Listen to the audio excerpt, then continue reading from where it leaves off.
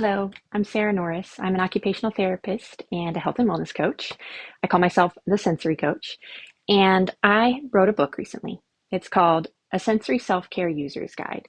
And it's short and sweet, 36 pages, but it's full of really helpful information about sensory processing. So, for example, did you know you have 8 senses? In here, I go over our external senses that everybody is familiar with.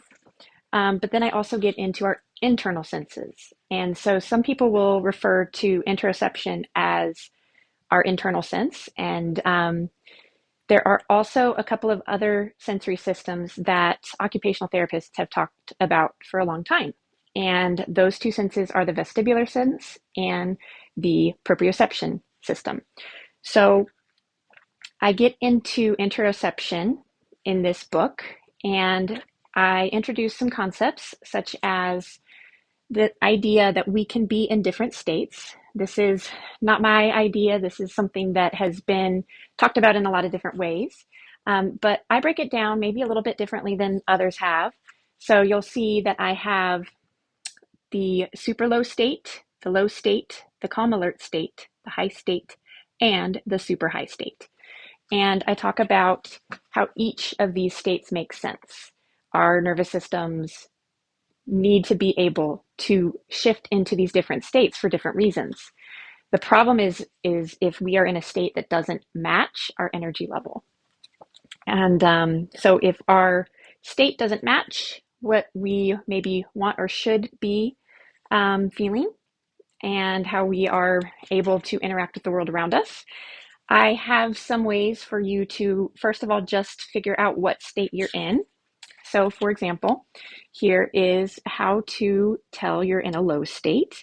And so I go through some signs that you might notice in your thinking, in your mind. I get into what you might notice within your body, and then what might be evident in your behavior. So this may be what you notice, how you're reacting to things, but it may also be what other people can detect, and they may be able to notice those things. But usually the behavior comes later. First, we will notice in our thoughts, in our bodies, and then we may be reacting and behaving in a way that other people can observe. So what I said before about, sometimes it's appropriate to be in a low state. For example, if you're getting ready to go to bed, it's the end of the day, it's normal to feel tired and to be low energy. But there are times where you might have a dip into low energy or low mood that doesn't really feel good or doesn't really match the situation that you're in. So I get into some ideas of how to shift the state that you're in. And so these are just some ideas about ways that you can wake up when you're in a low state. And so these are all sensory-based strategies. These are ideas of what you might be able to eat or drink to change the way you're feeling. Things that you might look at and use your visual system, things you might feel with your hands or your sense of touch, things you could listen to, so things that are auditory, or in some cases, sounds you can make yourself to change how you're feeling, and then smell and movement as well. So I really enjoyed putting this together, and I am hopeful that you will enjoy reading it and learning. And if you would like to know more about it, feel free to send me questions.